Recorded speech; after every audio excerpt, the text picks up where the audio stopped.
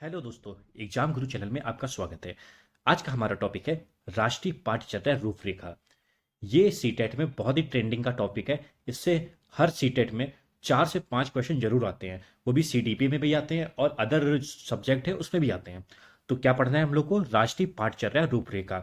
इसको इंग्लिश में बोलते हैं नेशनल करिकुलम फ्रेमवर्क, यानी कि एनसीएफ। इसको शॉर्ट फॉर्म में एनसीएफ बोलेंगे। और क्या बोलेंगे? National curriculum framework. और जैसा कि देख रहे हैं आप, एनसीएफ 2005 लिखा है, तो इससे पता चलता है आपको ये 2005 में आया था। तो चलिए हम लोग एनसीएफ के बारे में डिटेल से जानते हैं। बहुत ध्यान से पढ़िएगा, बहुत इंपॉर्टेंट टॉपिक है। देखिए, यहाँ पे क्या लिखा है? एनसीएफ। देखिए, एनसीएफ पहले आप समझ लिए एनसीएफ बनाया क्यों गया था। जो राष्ट्रीय पाठ्यचर्या फ्रेमवर्क है, ये बनाया क्यों गया था? ये देखिए, बच्चों के लिए बनाया गया था। जो बच्चों के जो विषय वस्तु जो स्कूल में पढ़ाई जाती है उसके लिए बनाया गया था, ताकि बच्चों को थोड़ा लचीला विषय वस्तु हो और उनका जो शिक्षण का काम है वो बाल केंद्रित हो, मतलब पूरा बच्चों पर फोकस हो। ऐसा बनाया गया था। तो अब देखते हैं एनसीएफ में क्या लिखा है। देखिए, सबसे पहला पॉइंट ये दिया गया है, यह मानव संसाधन विकास मंत्रालय की पहल पर एनसीईआरटी द्वारा तैयार किया गया नवीनतम दस्तावेज है। क्या है? किसने तैयार किया था? एनसीईआरटी ने तैयार किया था। और किसकी पहल पर तैयार किया था? मानव संसाधन विकास मंत्रालय, इसको बोलते हैं एमएचआरडी। ठीक है, अब इसका नाम बदल के शिक्षा मंत्रालय हो गया है। ठीक है, देखिए इंग्लिश में भी लिखा है, this is the latest document prepared by NCERT on the initiative of the ministry of human resource development. क्या है? Ministry of human resource development, मतलब एमएचआरडी। अब इसका नाम हो गया शिक्षा मंत्रालय, एजुकेशन मिनिस्ट्री। ठीक है, चलिए बढ़ते हैं आगे। अब देखिए, अगर आपसे पूछा जाए, देखिए ये पॉइंट है ना, ये बहुत इंपॉर्टेंट पॉइंट है। अब पूछा जाए, जो एनसीएफ 2005 बना था, वो जो जब बना था तो उसके लिए एक कमेटी गठित हुई। और उस कमेटी के जो अध्यक्ष थे, उनका नाम था प्रोफेसर यशपाल। तो कभी पूछा जाए जो कमेटी के अध्यक्ष कौन थे एनसीएफ बनाने वाली, उसके अध्यक्ष थे प्रोफेसर यशपाल। या अगर ये पूछा जाए एनसीएफ 2005 में सबसे ज्यादा भूमिका किसकी है, तो क्या बदला? ऑप्शन टिक करेंगे, प्रोफेसर यशपाल। ठीक है, प्रोफेसर यशपाल की अध्यक्षता में इसे तैयार किया गया था। तो याद रखिएगा, बहुत इंपॉर्टेंट क्वेश्चन है। प्रोफेसर यशपाल अध्यक्ष थे कमेटी के। ठीक है, अब इसकी थीम क्या होती है? एनसीएफ 2005 की थीम थी एक, क्या थी? लर्निंग विदाउट बर्डन, यानी कि शिक्षा बिना बोझ के। देखिए, लिखा है शिक्षा बिना बोझ के। तो क्या था थीम? लर्निंग विदाउट बर्डन, यानी कि शिक्षा बिना बोझ के। मतलब ऐसी शिक्षा देनी है जिसमें भार ना हो, ज्यादा बोझ ना पड़े बच्चों को। ऐसा नहीं है कि बहुत ज्यादा उनको उनका सिलेबस दे दिया जाए तो बहुत बोझ से बेचारा बच्चा परेशान हो जाए। तो ऐसा नहीं है, शिक्षा बिना बोझ के इसका उद्देश्य था, इसका थीम था। ठीक है, चलिए बढ़ते हैं अगले पॉइंट पर। देखिए, ये पॉइंट कई बार एग्जाम में पूछा जा चुका है। देखिए क्या है, ध्यान से देखिएगा। राष्ट्रीय पाठ्यचर्या की रूपरेखा 2005 की उत्पत्ति, जो उत्पत्ति हुई थी वो रविन्द्रनाथ टैगोर के सभ्यता की संस्कृति नामक निबंध से हुई थी। किससे हुई थी? सभ्यता की संस्कृति निबंध था, किसका था? रविन्द्रनाथ टैगोर का। तो उससे उत्पत्ति हुई थी उसकी रूपरेखा की। ठीक है, तो क्या हमेशा याद रखेंगे, क्या था? रविन्द्रनाथ टैगोर का सभ्यता की संस्कृति, ये क्या था? ये था निबंध। किसका था? रविन्द्रनाथ टैगोर का। चलिए बढ़ते हैं आगे। देखिए, यहाँ फुल फॉर्म दिया गया है एनसीएफ का, तो आपको याद रहेगा तो अच्छी बात है। एनसीएफ का फुल फॉर्म क्या होता है? National curriculum framework. ठीक है, नेशनल करिकुलम फ्रेमवर्क। और हिंदी में देखा जाए तो होगा राष्ट्रीय पाठ्यचर्या की रूपरेखा। राष्ट्रीय पाठ्यचर्या की रूपरेखा। अब देखिए, यहाँ पे वही बात दी गई है। एनसीएफ के जो अध्यक्ष थे उनका क्या नाम था? प्रोफेसर यशपाल नाम था। एनसीएफ के अध्यक्ष का क्या नाम था? प्रोफेसर यशपाल। तो बार बार दूसरी बार ये बात बोली गई है, तो समझ सकते हैं कितनी इंपॉर्टेंट ये लाइन है। क्या प्रोफेसर क्या थे? प्रोफेसर यशपाल थे। देखिए, जो ये एनसीएफ 2005 आया था, ये चौथा एनसीएफ था, यानी कि राष्ट्रीय पाठ्यचर्या ये चौथा था। इससे पहले भी 3 आ चुके थे। तो वही बोला गया है, भारत में अब तक 3 राष्ट्रीय पाठ्यचर्या दस्तावेज बन चुके हैं, जो इस प्रकार है। तो देखिए, पहला कब आया था? ये पहला है, ये दूसरा है और ये तीसरा है। ठीक है, पहला कब आया था? पहला आया था 1975 में, यानी कि एनसीएफ 1975। दूसरा आया 1988 में, यानी कि एनसीएफ 1988 या एनसीएफ 1988। जो तीसरा था वो था 2000 में आया था, एनसीएफ 2000। उसके बाद कब आया? उसके बाद आया एनसीएफ 2000, 2005 में। ठीक है, एनसीएफ 2005 में। तो ये हो गया चौथा। तो कितने टोटल हैं? चार हैं। और एनसीएफ 2005 से पहले कितने आए हैं? तीन। कई बार क्वेश्चन है आप, जैसे आपने याद कर लिया कि एनसीएफ अभी तक टोटल चार आ चुके हैं। कौन कौन से? 75 में आया था, 1975 में, 1988 में, 2000 में और 2005 में। और एग्जाम में ऐसे नहीं पूछेगा कितने आए हैं, अब हो सकता है एग्जाम में पूछ दे कि एनसीएफ 2005 से पहले कितने आ चुके हैं, और सबसे पहले ऑप्शन में चार दिखा होगा।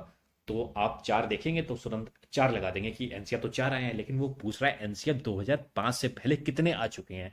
एनसीएफ 2005 की बात नहीं कर रहा, उससे पहले की बात कर रहा है। तो कितने आए उससे पहले? तीन आए हैं, 1975 में, 1988 में और 2000 में। ठीक है, टोटल चार है। और एनसीएफ 2005 से पहले कितने आ चुके हैं? तीन आ चुके हैं। चलिए बढ़ते हैं आगे। राष्ट्रीय पाठचर्या की रूपरेखा 2005, यानी कि एनसीएफ 2005। अब उसके बारे में थोड़ा सा डिटेल में दिया है, 6-7 लाइन में देख लेते हैं जल्दी से क्या लिखा हुआ है।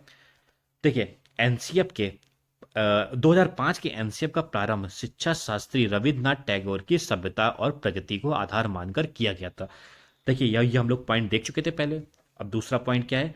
भारत सरकार के द्वारा रूपरेखा तैयार करने के लिए यूजीसी के पूर्व अध्यक्ष प्रोफेसर, यहाँ प्रोफेसर यशपाल होगा, 23 सदस्यों की समिति का गठन किया। इस समिति के द्वारा 21 राष्ट्रीय बिंदुओं को मद्देनजर रखते हुए 21 समूह का गठन किया गया।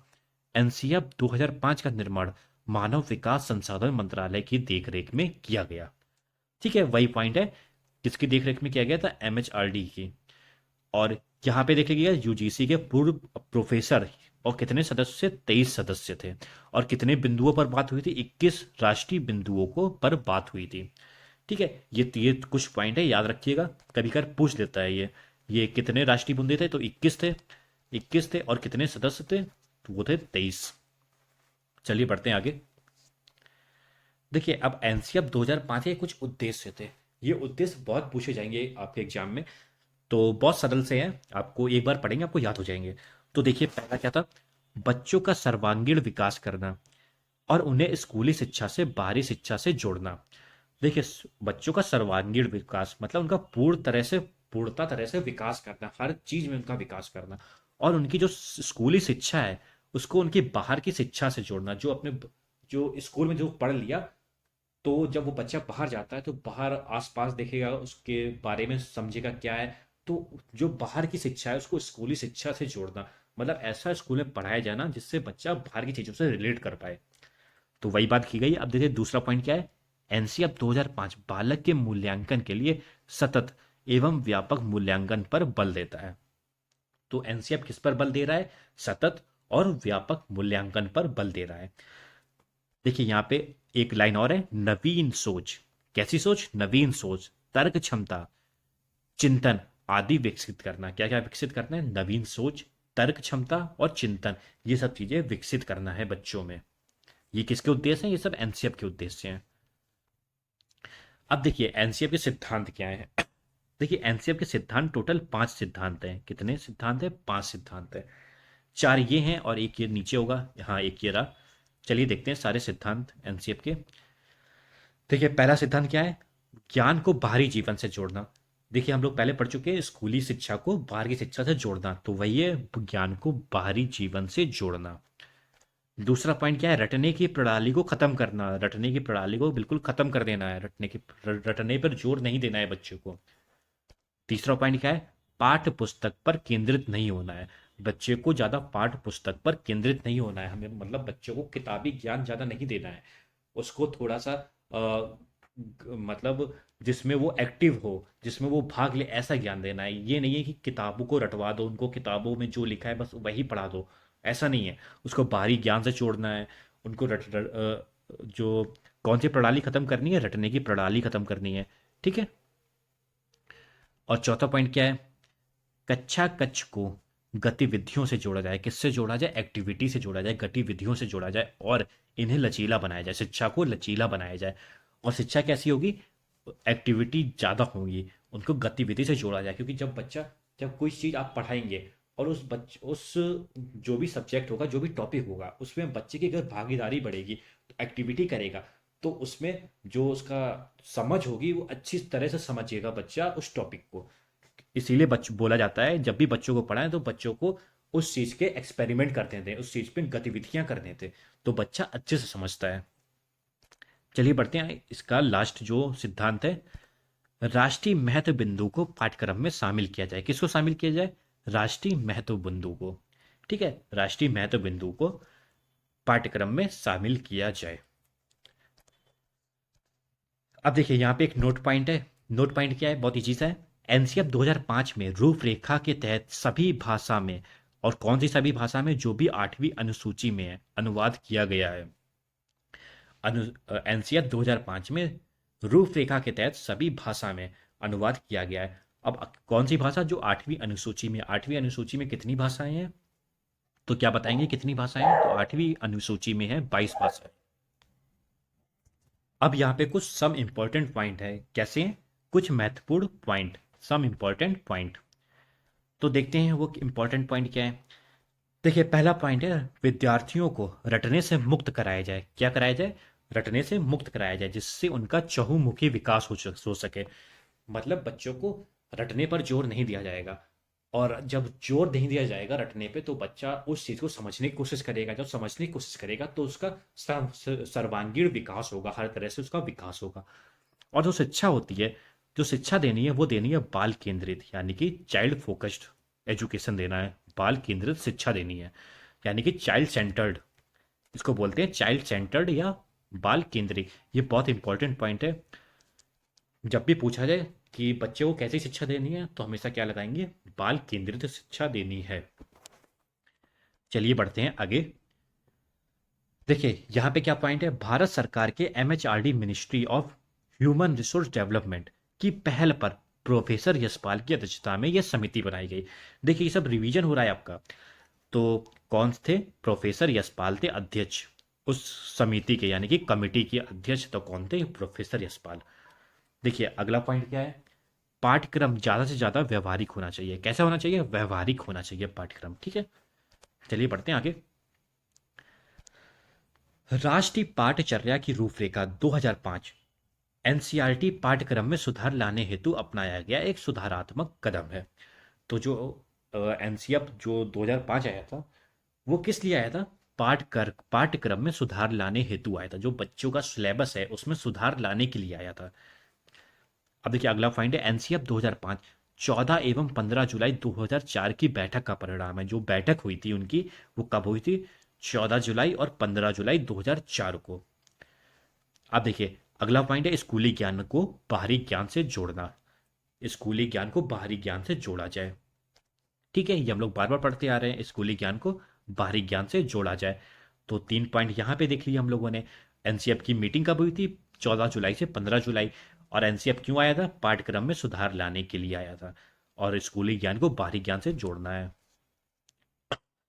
अब देखिए अगला पॉइंट है, एनसीएफ 2005 का निर्माण किसने किया? वो किया था एनसीईआरटी ने। किसने किया था? एनसीईआरटी ने। अब अगला पॉइंट देखिए, राष्ट्रीय पाठ्यचर्या की रूपरेखा 2005 के अनुसार, किसके अनुसार? 2005 के अनुसार भाषा बच्चे की मातृभाषा होनी चाहिए। मतलब जो बच्चे की मदर टंग है उसी में उसका शिक्षा हो देनी चाहिए। बच्चों को उनकी मदर टंग में शिक्षा देनी चाहिए। तो ये लिखा है, जो छोटे बच्चे होंगे उनको कैसे शिक्षा देनी है? मातृभाषा में। अब देखिए एनसीएफ 2005 में शिक्षक के प्रति दृष्टिकोण, जो शिक्षक एनसीएफ 2005 में जो शिक्षक की भूमिका बताई गई है वो देखिए कैसी बताई गई है।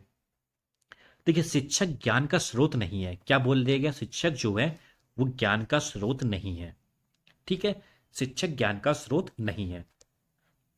अब देखिए दूसरे पॉइंट में देखिए डिटेल से बताया गया है, शिक्षक केवल सुगम करता है। कैसा है? यहाँ पे करता लिखा होगा, करता है, सुगम करता है, जो चीजों को सरल करके बताएंगे। शिक्षक सुगम करता होता है। तो शिक्षक क्या होता है? शिक्षक होता है सुगम करता। ठीक है, चलिए बढ़ते हैं आगे। अब देख लेते हैं शिक्षार्थी के प्रति दृष्टिकोण क्या है 2005 में। अब वो तो समझ गए टीचर कैसा था, टीचर था सुगम करता। अब बच्चे देखते हैं, प्रत्येक बच्चे में सीखने की गति अलग होती है। क्या होता है? सीखने की गति अलग होती है।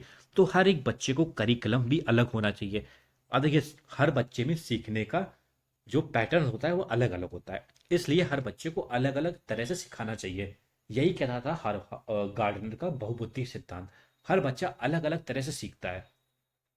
तो यहाँ भी वही बात की गई, हर बच्चे में सीखने की गति अलग होती है, तो हर एक बच्चे में करिकुलम भी अलग होगा। कैसा होगा? अलग होगा। शिक्षक को चाहिए कि वह बच्चे को अपने हिसाब से सीखने का मौका दे। मतलब इसमें सीधे सीधे ये बोला जा रहा है, हर बच्चा अलग अलग सीखता है, तो हर बच्चे को उसके हिसाब से, जैसा उसको चाहिए वैसा पढ़ाना चाहिए। तो हर बच्चे को ऐसा सीखने का मौका मिलना चाहिए अपने हिसाब से। तो यहाँ पर हम लोगों ने एनसीएफ में टीचर की भूमिका देख ली और बच्चे की भी भूमिका देख ली। तो यहाँ पर हमारा एनसीएफ का जो पूरा टॉपिक है वो पूरा खत्म होता है और सारे क्वेश्चन यहीं से ही बनेंगे। क्या होगा? सारे क्वेश्चन यहीं से बनेंगे। आप बिल्कुल निश्चिंत हो जाइए, इतना टॉपिक पढ़ लीजिए और आप अपने क्वेश्चन की प्रैक्टिस कहीं से भी करते रहिए। और हम लोग भी एनसीएफ के क्वेश्चन अलग से एक वीडियो आ जाएगी कुछ दिन में, तो वहाँ से आप प्रैक्टिस कर सकते हैं।